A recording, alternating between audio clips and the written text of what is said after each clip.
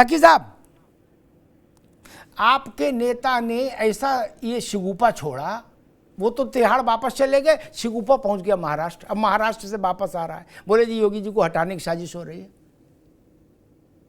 ताकि साहब, मुझे लगता है अगर बीजेपी की हार की इसकी जिम्मेदारी है तो सीधे तौर पर अमित शाह जी की है और नरेंद्र मोदी जी की है। और चुप्पे चुप्पे ये बात भी उड़ गई है, अगर किसी को इस्तीफा देना चाहिए तो नरेंद्र मोदी जी को जिम्मेदारी लेनी चाहिए। अमित शाह को टिकट तो उत्तर प्रदेश में सारे अमित शाह जी ने बांटे हैं और नरेंद्र मोदी जी ने बांटे हैं, और काम अपने मनपसंद के लोगों को टिकट दिया है, तो जिम्मेदारी सीधे तौर पर अमित शाह की बनती है। योगी जी को फंसा रहे हैं, योगी जी बेचारे तो अपना काम कर रहे थे। तो योगी जी को बलि का बकरा बनाने की जो कोशिश की जा रही है वो कोशिश नहीं चलेगी, क्योंकि बीजेपी समझ गई है कि अब जो है नरेंद्र मोदी जी के अंदर वो चाम नहीं रहा जो साफ साफ दिखाई दिया। जो 400 से पार होने वाले थे वो 300 भी पार ना कर पाए, और जो 370 अकेले लेके आ रहे थे तो वो 240 और 45 46 वहीं पे अटक गए आके। तो बीजेपी खुद पूर्ण बहुमत की सरकार नहीं बना पाई, अल्पमत सरकार है और सेकेंड हैंड सरकार है इस तरह की। तो अब तो देखिएगा तेवर भी बदल गए हैं, बदले बदले सरकार नजर आते हैं। अब तो चीजें बदल रही हैं, अब सीए पे भी ढीले तेवर पड़ गए हैं, और नीतीश कुमार जी ने और लोगों ने जिन्होंने इनको सहयोग दिया है वो सब अपने अपनी डिमांड सामने रखने धीरे आ रही है सामने चीजें। तो अब तो मजा चखेंगे वो मिलीजुली सरकार चलाने का। 10 साल बीजेपी कुछ कर नहीं पाई, जो वादे किए थे सारे खोखले साबित हुए, उसी की जनता ने इनको कीमत जवाब दिया है। राम जी को लेके आ रहे थे, अयोध्या में हार गए, कन्नौज में हार गए, कई जगह हार गए, यूपी में क्या बुरा हाल हुआ देखा। तो नरेंद्र मोदी जी और अमित शाह और आरएसएस में भी चुपके चुपके ये बात उठ रही है कि इसकी जिम्मेदारी किसी को लेनी चाहिए, तो अमित शाह जी को नरेंद्र मोदी को चाहिए, और नरेंद्र मोदी जी को जो है इस्तीफा देना चाहिए, वो प्रधानमंत्री पद नहीं लेना चाहिए, क्योंकि वो पूर्ण बहुमत की सरकार तो रही है, मजा भी नहीं रहा वो। ठीक है ताकि साहब, रुकना होगा। मैं तो हैरान हूं, आम आदमी पार्टी के पास ये जानकारी भी रहती कि आरएसएस में क्या बात चल रही, बताओ। आरएसएस वालों को जानकारी नहीं हो पाती कि आरएसएस में क्या हो रहा। अरविंद जी भी जानते हैं और रत्नाकर भी जानते होंगे क्या, लेकिन आम आदमी पार्टी को इसकी जानकारी हो रही। खैर, राजनीति है, अद्भुत है।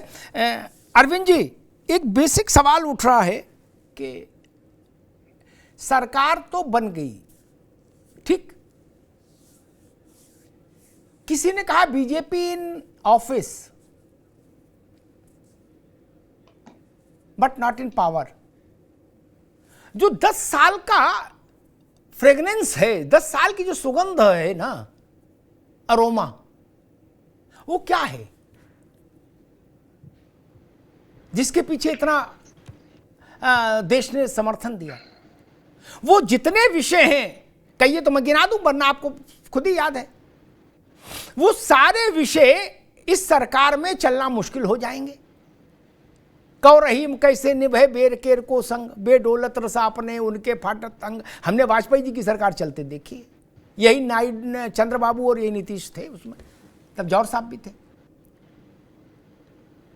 तो अब एनआरसी, एक मिनट, अब एनआरसी नहीं हो सकती। अब हम ये भी मुश्किल हो जाएगा कि बाबू को इस बात के लिए आप कंपेल कर पाओ कि आप 4% मुसलमानों का आरक्षण नहीं दें। चंद्रबाबू का कमिटमेंट है, उनका मैनिफेस्टो में था।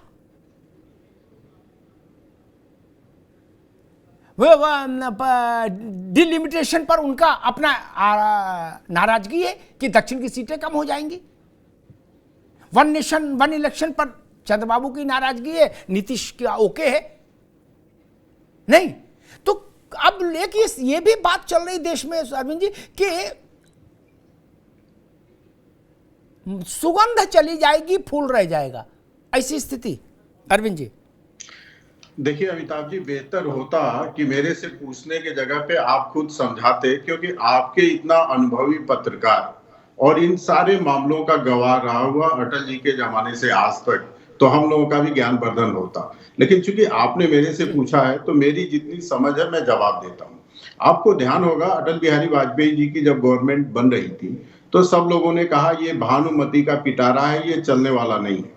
लेकिन अटल जी के नेतृत्व में भारतीय जनता पार्टी ने लंबे समय तक 6 वर्षों तक इतने सारे दलों को एक साथ लेके सरकार चलाई कि लोगों ने कहा कि भारतीय जनता पार्टी ही एक ऐसी पार्टी है जो अपने सहयोगियों को साथ लेकर चल सकती है और बेहतरीन सरकार चला सकती है। और आज भी अटल जी के नीतियों की प्रशंसा सब करते हैं मुक्त कंठ से, विपक्ष भी करता है, आप भी करते हैं और हम भी करते हैं। इसलिए आज क्वेश्चन नहीं उठाया जा सकता है कि ये विरोधाभासों की सरकार है, चलेगी नहीं। ये तो भविष्य के गर्त में है। दूसरी बात मैं कहूंगा, ये बात आपकी सही है कि जब कई लोगों को मिलकर सरकार बनती है तो सबके इच्छाओं को एक पास रख के एक कॉमन मिनिमम प्रोग्राम बनता है और उस हिसाब से सरकार चलती है। और मुझे लगता है, ये कहने में मुझे कोई संकोच नहीं है कि उसी तरह से ये सरकार चलेगी, अमिताभ जी। और मैं तकी भाई को एक बात कहूंगा, इन्होंने कहा कि उत्तर प्रदेश में इस बात का मंथन हो रहा है कि हार का ठिकरा किस पे फोड़े। आप बताइए, हम भी दिल्ली में रहते हैं, ये भी दिल्ली में रहते हैं, जहां सातों की सातों सीटें डूब गई हो, वो दूसरे की हार देख रहा हो। मुझे लगता है राजनीतिक पार्टियों को अपने अपने गिरेबान में झांकना चाहिए और अपने आप को ठीक करना चाहिए। भारतीय जनता पार्टी का उत्तर प्रदेश में जो प्रदर्शन है वो निराशाजनक नहीं है। हाँ, इसका पहले का प्रदर्शन इतना बड़ा था कि उससे तुलना हो रही है और उसके तुलना में कहा जा रहा है कि प्रदर्शन उस अनुरूप नहीं है। तो तकी साहब, ये कहना ठीक नहीं है कि उत्तर प्रदेश में भारतीय जनता पार्टी हारी है। बहुत बड़ा वोट बैंक मिला है और जो पराजय हुआ है, अमिताभ जी जानते हैं, सीटों जो मत संख्या का अंतर है बहुत जगह पे बहुत कम है, छोटा है। तो ये कहना आपके लिए ठीक नहीं है कि पराजित हुई है। हाँ, अपेक्षाओं के अनुरूप आशीर्वाद उत्तर प्रदेश में भारतीय जनता पार्टी को नहीं मिला है। 10 मुद्दे ऐसे हैं इस 10 साल में, वाजपेयी जी से तुलना मत करिए। वो युग अलग था, ये युग अलग है।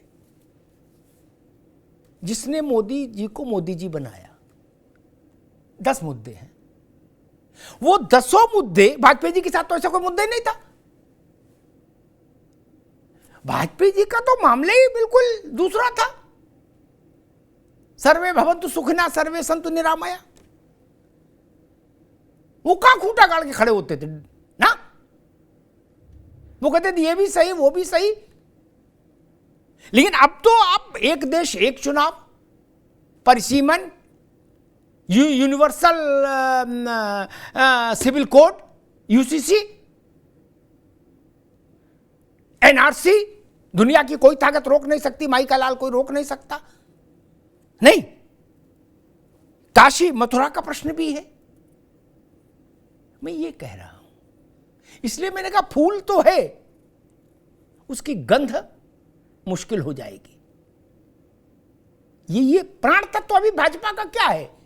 अटल जी की विरासत तो प्राण तत्व नहीं है। प्राण तत्व तो ये है ना, जो चीजें मैंने गिनाई। अरविंद जी, मैं इसमें बोलूं क्या? नहीं बोलिए, नहीं मैं आपको बता रहा, कहीं भी जाके जनता के बीच में पूछ लीजिएगा जाके कि इस वक्त की भाजपा के प्राण तत्व ये 10 मुद्दे हैं कि नहीं है। बाकी बिजली पानी सड़क तो हर सरकार में बनती है और कुछ ना कुछ अधिकारी बनाते ही रहते हैं। ऐसा थोड़ा नहीं। मुझे 30 सेकंड ना, अभी राठी साहब जी, नई सरकार को अपने पुराने मुद्दे छोड़ने पड़ेंगे कुछ, आपको ऐसा लग रहा है? नहीं देखिए, और अगर ऐसा होगा तो 27 में लोग विधानसभा का चुनाव है उत्तर प्रदेश में, समाजवादी पार्टी कैसे देख रही है फिर इसको? अमिताभ जी, हम एक चीज कहना चाहते हैं, वो कौन से मुद्दे पकड़ेंगे और कौन से छोड़ेंगे वो उनका विवेक है, उस पर हम नहीं जाएंगे। लेकिन हमें किस चीज पे काम करना है ये हमने तय कर लिया। हमें संविधान पे, आरक्षण पे, जो युवाओं की बेरोजगारी है उसको उठाना है, जो किसानों को दाम नहीं मिले उसको उठाना है, जो किसानों की ट्यूबवेल पे मीटर लग रहे हैं उनको उठाना है, जो बिजली बिल माफी का इन्होंने कहा था योगी जी ने, लेकिन अब उसमें कंपलसरी कर दिया, बिजली बिल उसी का माफ होगा जो मीटर लगवाएगा, नहीं तो उसको जितना बिल है उस पे ब्याज भी देना पड़ेगा। हमें उस पे काम करना है, जो जमीनी मुद्दे हैं हमें उस पे काम करना है। बाकी भारतीय जनता पार्टी कौन सा मुद्दा उठाएगी और कौन सा छेड़ेगी या कौन सा छोड़ोगी या किसको लेकर के चलेगी, उससे हमें कोई मतलब नहीं है। लेकिन हम ये जानते हैं कि उत्तर प्रदेश की जनता ने किस चीज को समर्थन दिया। उत्तर प्रदेश की जनता ने समर्थन दिया कि पेपर लीक नहीं होने चाहिए। आप पेपर के नाम पे पैसा लो, उस पैसे को डकार जाओ, वो सब नहीं चलेगा। अत्याचार नहीं चलेगा, बुलडोजर नहीं चलेगा, सबको न्याय मिलना चाहिए, पेपर होने चाहिए, भर्ती होनी चाहिए, महंगाई पे लगाम लगनी चाहिए। और सबसे बड़ी बात यह है कि जो किसान है, किसान की जो फसल बर्बाद है, आज भी मैं आपको बता दूं, गन्ना किसानों का आज भी पेमेंट उन्हें नहीं मिला है, आज भी वो परेशान है। जितनी ये बात करते हैं। और एक और नई चीज, 2 सेकंड बोल करके मैं अपनी बात समाप्त करूंगा कि बड़ा ये हल्ला मचाते थे कि पश्चिम में ही आप लोगों ने देख लिया कि पश्चिम में भी समाजवादी पार्टी को भरपूर प्यार मिला है, और जिस सीट को इन्होंने बवाल बनाया था सब लोगों ने, उसी सीट पे समाजवादी पार्टी जीती है। तो आज के बाद एक तरीके से वो चीज जो कलंक ये लगाते थे समाजवादी पार्टी के उस पर कि मुजफ्फरनगर दंगा और वो भी शायद अमिताभ जी धुल चुका है। वहीं की जनता ने भरपूर प्यार दिया समाजवादी पार्टी को। समाजवादी पार्टी सच्चाई के साथ है, ईमानदारी के साथ है, गरीबों के, अल्पसंख्यक, दलितों के, पिछड़ों के साथ है, और ईमानदारी से युवाओं की राजनीति करेगी। बाकी भारतीय जनता पार्टी क्या झूठ बोलती है, आगे बात आ गई, झूठी पार्टी है दुनिया की, ठीक है, झूठी, उसका हमें लेना देना नहीं। अभी रुक जाइए रत्नाकर जी। भारतीय जनता पार्टी यानी आपकी लीडरशिप को, और आपको क्या लगता है क्या कारण रहा? क्योंकि मैं उस तरह का व्यक्ति नहीं हूं कि मतलब इस काले को सफेद कह दूं, ये मेरे लिए कभी संभव नहीं रहा। परिणाम बहुत खराब है भाजपा के लिए उत्तर प्रदेश में, क्या इससे कोई इनकार नहीं कर सकता। 16 मंत्री ऐसे हैं राज्य के, 16 लिख लो कागज पे, जिनके यहां सीट हार गए पार्टी, लाल बत्ती लिए घूम रहे सब। कई मंत्री ऐसे हैं जिनके यहां का बूथ भाजपा हार गई। चीजें इतनी सरल हैं क्या रत्नाकर जी, कि जिनको हम वोट परसेंटेज या किसी और चुनावी तकनीक के सहारे राइट ऑफ कर दे, कोई हल्का सा पर्दा लाके डाल दे, बोले नहीं सब ठीक है। और अगर ऐसा है तो फिर क्या एक बड़ी सर्जरी नहीं होनी चाहिए रत्नाकर जी? देखिए अमिताभ जी, आपने जो उत्तर प्रदेश का जो मुद्दा उठाया है, निश्चित रूप से उत्तर प्रदेश में हमारी सीटें जो 30 से 35 सीटें जो कम हुई है, वह चिंता का बहुत विषय है, और वो सीटें घटने के बहुत सारे कारण हैं, और उसकी समीक्षा भी की जाएगी। जैसा कि आपने खुद ही अभी कहा कि योगी जी दिल्ली जा रहे हैं, एक बैठक होगी और निश्चित रूप से इस पे समीक्षा भी की जाएगी। मेरा व्यक्तिगत अनुमान है, और बहुत सारे लोगों से मेरी चर्चा भी हुई है उत्तर प्रदेश में, और मैं अभी उत्तर प्रदेश वाराणसी में ही हूँ, बहुत सारे लोगों ने चीजें बताई है, मैं उनका अनुभव अपने माध्यम से शेयर कर रहा हूँ कि देखिए उत्तर प्रदेश में कहीं ना कहीं हम लोगों ने सीटों के ऊपर जो चयन किया था, कैंडिडेट का चयन किया था, उस चयन में हमें और ज्यादा जमीनी जो कार्यकर्ता हैं उनसे परामर्श और विचार लेकर के चयन करना चाहिए था। पहला सबसे बड़ा कारण मुझे ये दिख रहा है। दूसरा ये जो है हमारा कारण ये था कि हम जो मोदी जी और योगी जी के नाम पे चुनाव लड़ रहे थे, और हम पूरी तरह से आत्मविश्वास में थे, और इसको एक थोड़ा सा पॉइंट बढ़ा देते हैं आत्मविश्वास को तो वो अति आत्मविश्वास हो जाता है। कहीं ना कहीं हम अति आत्मविश्वास में थे कि मोदी जी और योगी जी के नाम पे हम 70+ सीट तो कम से कम हासिल कर ही लेंगे, और हमारे कार्यकर्ता जो है या हमारे कोर वोटर जो है वो भी घर में बैठे थे, और धूप इतनी थी कि सोच रहे थे कि हमारे ये वो एक वोट से कोई फर्क नहीं पड़ेगा, 400 पार तो हो ही जाएगा इस बार। तो ये उदासीनता जो एक थोड़ी सी हमारे वोटरों में दिखी, जो पोलिंग बूथ तक नहीं जा पाए, वो भी एक कारण था। लेकिन ये खुश ना हो समाजवादी पार्टी के लोग, क्योंकि ये हमारे लिए एक बहुत बड़ा सबक था, और हम इस जो भी कमियां रह गई है उसको पूरी तरह से दूर करके और 2027 में जो है इससे बड़ा मैंडेट लाकर हम दिखाएंगे। और दूसरी बात मैं कर लूं अमिताभ जी, मैं करना चाहता हूं साउथ की। अभी ये बहुत खुश हो रहे हैं कि उत्तर प्रदेश में कम हो गई, कम हो गई। चर्चा 3 दिन कर चुके साउथ वाले, साउथ पर उड़ीसा पे कर चुके चर्चा, उसका रिपीटेशन हो जाएगा। अभी नहीं कर चुके। तो इसी के संदर्भ में मैं योगी जी मोदी जी का करिश्मा कम हो चुका है। ना देखिए कैसे करेंगे भैया, बताओ तो। बात भाई साउथ वाली कि साउथ में साफ और उत्तर में हाफ का जो मैजिक है वो खत्म हो गया। ये बताइए, और जनता ने वोट नहीं दिया, हमारे वोट प्रतिशत बढ़े हैं, साउथ में भी हमारी सीटें बढ़ी है, कहीं ना कहीं हमारी सीटें बढ़ी है ना। आप मोदी और योगी जी का मैजिक खत्म हो गया, साउथ में हम साफ हो जाएंगे, वो दावे कहाँ गए? हमारे तो उड़ीसा में हमने सरकार बना लिया, वहां पे मोदी जी योगी जी का मैजिक खत्म हो गया यूपी में। रत्नाकर जी, मोदी जी और योगी जी का मैजिक खत्म हो गया उत्तर प्रदेश में। आप बता रहे हैं सब लोगों को उनके नाम पे वोट नहीं मिला, और जनता नहीं निकली, जनता भी इसकी गुनाहगार है, आपको वोट नहीं दिया।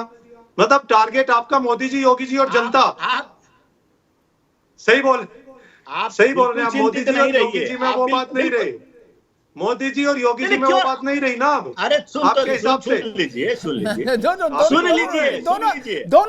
दोनों रुकिए। एक अलग मिजाज का प्रश्न मुझे तकी साहब से लेना है। तकी साहब, अरविंद जी ने कहा था कि भाई अगर हमें जेल से बाहर देखना चाहते हो तो हमारे आदमी सब जिता देना सातों दिल्ली में। क्या दिल्ली ने सातों हरा दिए? क्या ये लोग अरविंद केजरीवाल को बाहर नहीं देखना चाहती दिल्ली की जनता? इसका अर्थ ये निकाले नहीं? अगर ये है तो फिर ये तो मामला गड़बड़ है। भाई केजरीवाल जी ने कहा था कि भाई अगर आप हमें वोट दोगे, हमारा आदमी जिता दोगे तो मैं तिहाड़ नहीं जाऊंगा, और नहीं जिताओगे तो राम जाने फिर तो जाना ही है। जनता ने सुनने के बाद भी टकाटक कर दिया। अमिताभ जी, मोदी, आवाज आ रही है आपको मेरी? जी आ रही भैया। अमिताभ जी, मोदी जी कह रहे थे एक भैंस ले जाएगा कोई। इलेक्शन के बाद मोदी जी की एक भैंस पानी में चली गई। अब वो भैंस कहाँ की थी ये आप सुन लीजिए कि वह अमेठी की भैंस में पानी में गई है, भैंस की कहाँ गई, ये तो उसका आप खुद ही अंदाजा लगा लिए। दूसरी बात, अरविंद केजरीवाल की बात जो आपने कही, अरविंद केजरीवाल ने ये बात कही थी, लेकिन सिर्फ दिल्ली कॉन्टेस्ट में नहीं कही थी, वो इंडिया टीम के बारे में कही थी, पूरी इंडिया टीम को जिताने की बात कही थी। और जो मेहनत अरविंद केजरीवाल ने की वो सबके सामने है। और हमारा लक्ष्य था कि हम भारतीय जनता पार्टी अरे की भाई आप 100 अपने सीटों को मोहल्ले कम में कर पाए। जीते नहीं हो, कह दो हम वहां जाके। तो पंजाब, हम तो एक सीट थी, 3 हो गए। पंजाब में हमारी तो एक ही सीट थी भाई, एमपी एक अकेले थे, 3 हो गए हमारे। तो हमारा कुछ गया नहीं, वो तो आया। दूसरी बात, दिल्ली में हमारा वोट प्रतिशत, आप वोटिंग देखिए, इतने जबरदस्त वोट मिले हैं। हम कहीं 88,000 वोट से, कहीं 1 लाख वोट से, कोई बहुत बम्पर वोटिंग कहीं नहीं हुई। जैसे 4-5 लाख वोट से हार जाते हैं, तो हमें भी अच्छे खासे वोट, 5-6 लाख, 4 लाख वोट भी मिले दिल्ली में।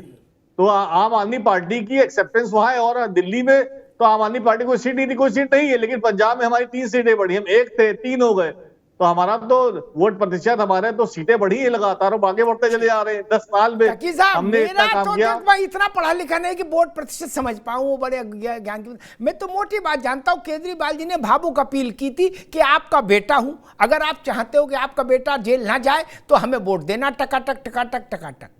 जनता ने सुना, और कान से इस कान सुना, उससे निकाल दिया। ये मैं सिर्फ निवेदन कर रहा था, बाकी तो ठीक है। अमिताभ जी, अभी तो बहुत वक्त है, सरकार कब तक चलेगी, कब गिरेगी, कब करवट बदलेगी, अभी तो आपको बहुत उतार चढ़ाव देखने को मिलेंगे। अब वो वाली बात रही नहीं है। अटल बिहारी वाजपेयी है जो सरकार चला पाए, ना नरेंद्र मोदी जी के वो तेवर रहेंगे। अब तो आप देखिए आगे के क्या होता है। अभी तो इब्तदाई इसके घबराता है क्या, आगे देख कभी होता है क्या। ठीक है।